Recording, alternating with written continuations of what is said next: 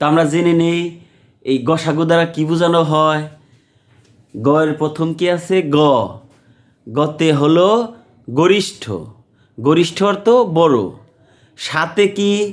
সাধারণ, সাধারণ অর্থ মিল আছে এমন। আর গয়ের উৎসকারে কি হবে? গুণনীয়ক। গুণনীয়কটা কি?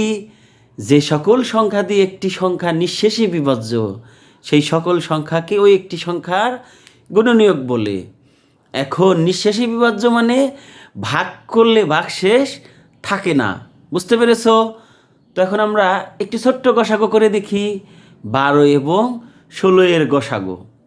তো 12 এর গুণনীয়ক মানে কি? 12কে কোন কোন সংখ্যা দিয়ে ভাগ করা যায়?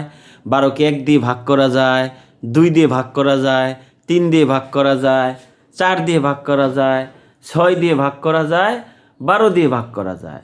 আর 16 গুণনীয়ক কি? 1 দিয়ে ভাগ করা যায় 16কে, 2 দিয়ে যায়, 4 দিয়ে ভাগ করা যায়, 8 দিয়ে যায়, 16 দিয়ে যায়। এর মধ্যে সাধারণ গুণনীয়ক কোনগুলো মিল আছে? 1 মিল আছে, 2 মিল আছে এবং 4 মিল আছে। এর মধ্যে সবচেয়ে বড় কোনটা? 4। সুতরাং গসাগু হবে 4। ধন্যবাদ সবাইকে।